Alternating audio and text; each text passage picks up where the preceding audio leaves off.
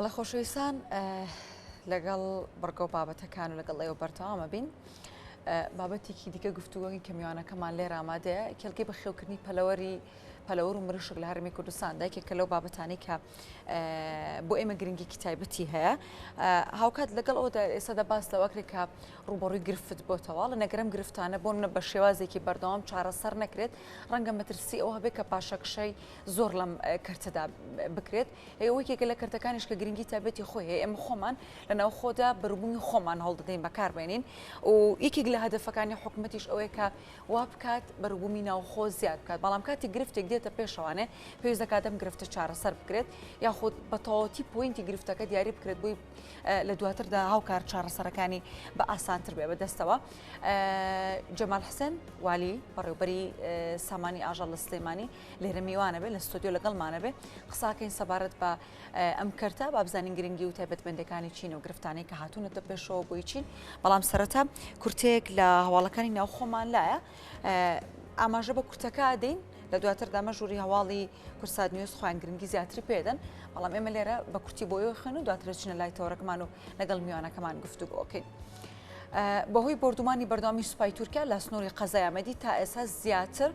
لە 20,000 دۆنم دارستان و ڕز و بەخی هاوڵاتیان لەو ناوچەیە سوتاون و بەشێکی زۆر لا گژوگیا و بەروبوومی چیاکانیش لە ناوبراون لێستاشدا هاوڵاتیانی سنووری ئەمەدی نیگەرانن وەکو ساڵانی ڕابردوو ناتوانن سوود لە بەروبوومەکانیان و بەروبوومە سروشتەکانیش ببینن. جا هەواڵ یاخود کورتەی دووەم پەیوەندی بە تەوەری بەرنامەکەشمانەوە هەیە هێوێ خاوەن کێڵگە پەلەوەریەکان نیگەران لە گرانبوونی نرخی علەف و دەڵێن ڕۆژ لە دوای ڕۆژ نرخەکەی گران دەبێت لە ماوەی تەنها 2 مانگیشدا بۆ هەر تۆنێک 100 دۆلاری چوەتە سەر.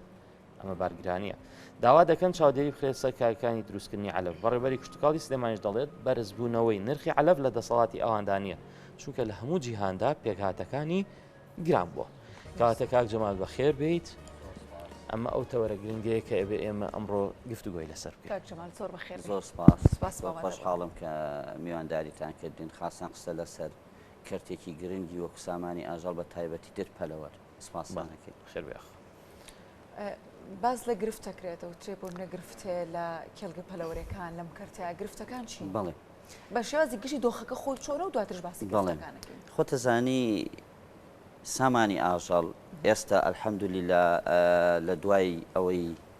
هەر لە سەردەمی منەظەمەی فاو کە لێرە کاری کردووە و دوای تەشکیلی حکوومەتی هەرێم و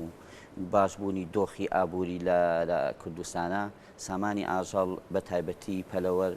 گەشەکردنێکی زۆر باشی بەخۆیەوە بینیوە و کە ئێمەڵین پەلەوەر خەڵک بەس خەیاڵی بۆ لای قاعەیەکی بەخێوکردنی مریشکە چێ نا کۆمەڵێ بازنەیە پەلەوەر کۆمەڵێ بازنەیە هەر لەو دایکانی ئەو مریشکانی کە هێلکەی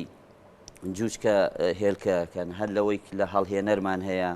کە هێلکەکە ئەنجا لەوێەوە بۆ کێڵگەوە وە لەگەڵ بازنەکە شای کارگەکانی دروستکردنی علەف. ئەم بازنەیە خەلەل لە هەر یەکێکیانە کەمبوونەوە گرانبوون یان نەخۆشی هەر شتێک لەم بابەتانە دروست ببێ تەسیرە کاتە سەر نەتیجە ئێمە بۆ نەتیجەیەکەین مریشک گۆشت بەرهەم بێنین. یەکێک لەم بازنانە کێشەی بۆ دروست بێ تەسیرە کاتە سەر گۆشتی مریسک خۆشتانە بینن لەم فترە زەمانانە دابەزین و زۆربوونێکی نرخ زیاد لە حەد لە نرخی مریشکە هەبووە ڕۆژێ هەبووە هاتووە بۆ سەر 1200 هاتووە بۆ 1500 ڕۆژیش هەبووە کاتیشە بگەشتوەتە 5000 هەموو بۆ ئەوەندە ئەرزان بۆ توانە لە جیاتی تەماتە مریشکەکە قازان. بەڵێ ئێمە بەهەر بووە باڵێک و ڕانێکیان لێناوە.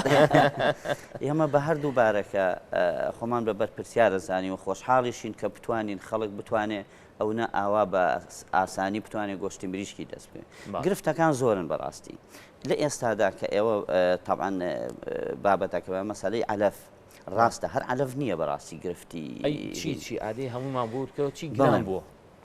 نرخی جوچکە هەر لە عالەما گرنگ بوو جوچکە یەک ڕۆژی پێ ئەڵێنێمە جاری وایەمە لە ناوخۆ کێڵگەکانی خۆمان کە هێلکە بەرهەم ئەهێنن بۆ جوچکە یەک ڕۆژووی بەشی پێداویستیەکانی کێڵگە پەلەوەریەکان ناکە نرخی جوچکە هەر لە دنیا گران بووە لە هەنێ وڵاتان نایڵن بیشێت بە بۆ شوێنی تر بە هەناردەی بکەن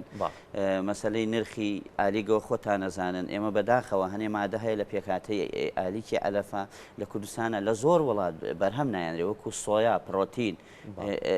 خۆمان گەرمەشامی هەوڵێک هەیە کە ئێستا بووە. نرخی ئەوە بوونی نەخۆشیەکی زۆر بەڕاستی ینی هەمومان نەزانین زیاد لە حد خۆشتان زۆر جار لە هەواڵەکانی کورسان ئێمە سیرەکەین نەخۆشی لە زۆر کێڵگەیاوە هەر ئیبادەی کردووە ڕێژەی وای لێ کردووە کە ئەمانە گرفت مادەم ئەمە خواردنە مەکائینی هەیە هەموو شتێک تەسیرە کاتە سەر بەرهەمهێنانی. ئێستا بۆ چارەسەرکردنیشی ینی هەوڵ درراوە ئێمە الحەمدولا ئێستاکە خۆی چۆنە هەستەکەی زۆر پاشەکشەی کردووە ئەمن ئەزانی چۆنە من وەکو بەرپرسیارەتێک ئیشەکەم لەوە چێ ئەو کۆمەڵی کێڵگە پەلەوەریەکان مافی خۆیانە کە بە جۆرێکی چۆن بە ئیعلامەوە قسە ئەکا بۆ ئەوەی بۆ واتە تۆ لەگەڵ یانیت بینی خۆمان لەگەڵ بەشێک لە کێشەکانیان ڕاستیە بەس بەو دۆخە نییە دۆخە پاشەکشە بکە بە عکسەوە ئێمە ئێمە بەعکسەوە ئەوەندە داواکاری دروستکردنی پرۆژەی پەلەوەری هەیە لە هیچ بوارێکی ترەیە لە کشت و کاڵ ئەوەندە نییە ئێستا بەوەشەوە بۆ 6 مان ڕامان گرتووە بۆشە خۆ بۆ 6 مان ڕامان گرتووە بۆ هەمواری ڕێنمایەکان کەینەوە کار ئاسانی و زانستی تری بکەین لەگەڵەوە دیراسەیەکی ئەو دۆخەکەن کە ئێستا جەنابتان سیرەکەن و کۆمەڵی کێڵگە پەلەوەریەکان سیرەکەن ئەوان حەقی خۆیانە هەشتێک بە حکومەت هەڵێن هەش داواکاریەکیانەیە چونکە لە نەتیجا ئەوان کۆمەڵەن ئەوان نوێنەری ئەوانن بەڵام جۆرێ بەو توندتیژە پاشەکشە ئەکا و دۆخەکەەوە بەو شێوە من نایبینم و من بەردەوام لەناوە هەر خودی ئەوانام وە لە ناو کێڵگە پەلەوەرەکان ڕۆژانە سەدانیان ئێمە پێکەوە گفتوگۆ بەڵێ گرفتی زۆرمان هەیە کاتەوەکو هەموو سەکتەرەکانیت لە پاشەکشانێ بەڵام گرفتی و پێویستەکە ڕێک ئەوە ینی نە لە پاشەکشایە ئێمە ئەزانکی حکومەتیشی چیە بەڕاستی ئێمە ئەم کەرتەمان هێناوەتە ئاستێکی باشەوە ئێستا بە هەموو کەم و کوڕێکانمانە ئەرکی ئێمە پاراستنی ئەمەیە نێڵێن بڕوە و لەگەڵیشە گەشەکردنی زیاتریەتی ئێمە گرفتی کێڵگە پەلەوەریەکان لە ئینتاجا هەیە گرفتیشان لە بازاڕا هەیە ئێمە فێربووین بەڕاستی ئەو مریشکە کە ئێستا بەرەمێنن تۆزێ کێشەی بازاڕیان هەیە ئەوان ساغبوونەوەی بازاڕیان هەیە بۆ کار جەماخۆ هەچیەکە بینی علاگەی مریشی پێ ئەوان ئەیانێ هەناردەی بکەن بەڵێ خواستی زۆریشی لەسرە و هەناردەکردنی زۆرشی ساغبوونەوەیان هەیە ئیتر خۆت ئەزانی ئەوە بەرهێنانەکەم کەتە دەستێکی هێزێکی کاری زۆر کارەکاتیایە ینی وەکو بەڕێژەی هیچت لایە چەند هەزار کەس ئیشتیاک وەڵام ئەوەی ئێمە وەکو تەقدیریەن لەوە ئەچێت تا 50-40 هزار خەڵک سنووری بەڵێ بەڵێ ینی لەو بوارە کار بکە زانی بۆ تۆ حساب کە لە هەموو قەزا هەر لە هین نییە مەسەلە لە دوکان فرۆشی مریشکەکەەوە سیر بکە هەر لە بەرهەمێنانی هێلکەکەەوە تا کارگەی ئالیکەکە تا ئەو سایەکان تاکو کێڵگە پەلەوەرێکە ئەمە هەمی سوودمەندە دەیان سەدان ئایلە لە یەقع ئەوە بیگرە بە هەموو حەڵلقەکانی سیرکە سوودمەند دەڵێم بۆیە پاراستنی گرنگە نابێ ئێمە بێڵین خو کێڵگە پەلەوەرە دەتوانێت بیپارێزیە کاک جەمال بەڵێ وەزارە زۆر بڕیاری زۆر باشی داوە هەر لە دروستکردنی ئەنجومەنی باڵای پیشتەسازی پەلەوەر بەڵێ لەوە چێ گرفت هەبێ لەم ئەنجومەنا وەکو تێڕوانینی خۆمان بەڵام هەر ئەڕۆ دەستنیشان کرێ مهم هەر بۆ گرفتی مەسەلەی دابەزانی نرخی ئالیک بەڕێز جەنابی وەزیر هەر ئێستا کتاب کراوە بۆ وەزارەتی دارایی کە لێ خۆشببوونی گومرکی بۆ سۆیا و پرۆتین بکرێ بۆ ئەوەی هیچ گومرکێکی لەسێن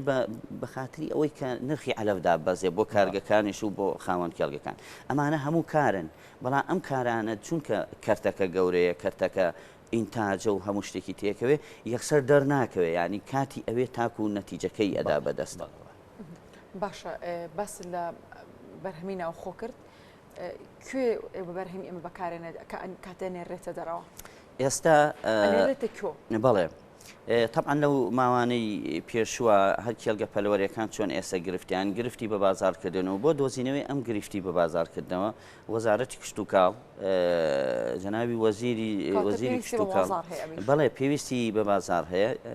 ئێمە ڕقەمەکەتان پێڵێن کە چەندەمان زیادە هەر سونی سلێمانی پێڵێم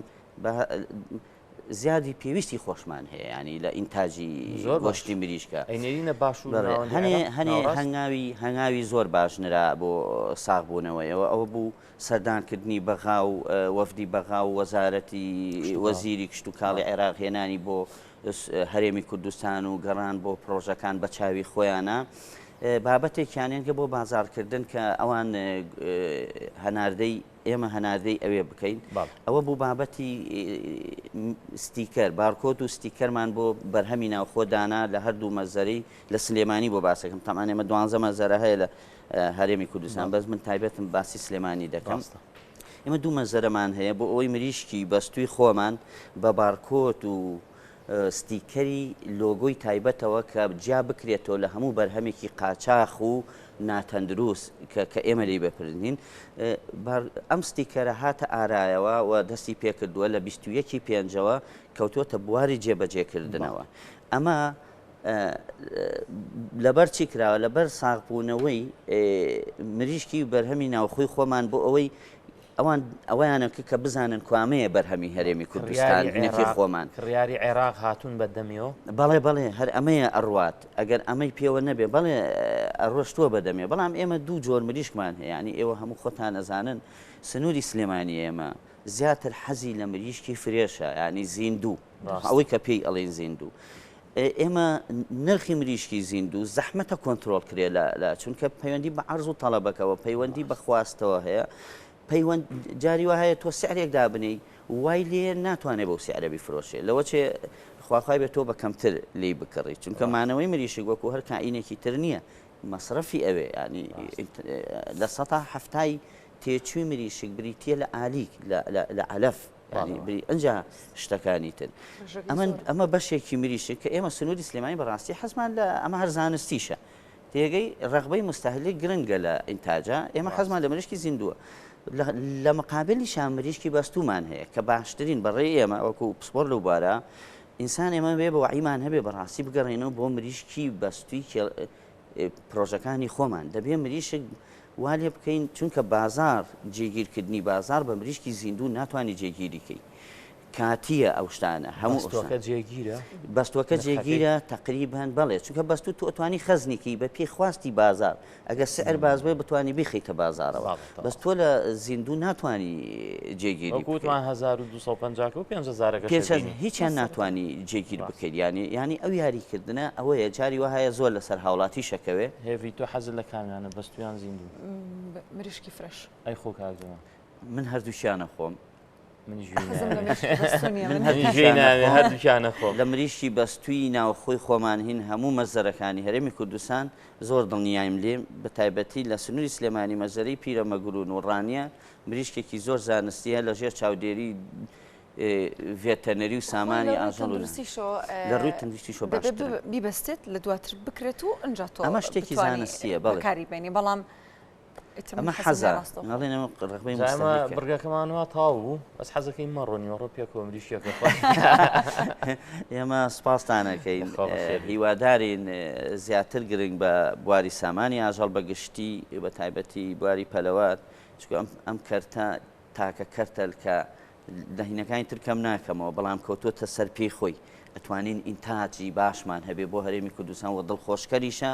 بەس ڕێخستنەوەیەکی باشی ئەوێ وا لە هەوڵی ئەوەشان جاوەشە لە ئێوە چاوەڕوانەکرێت و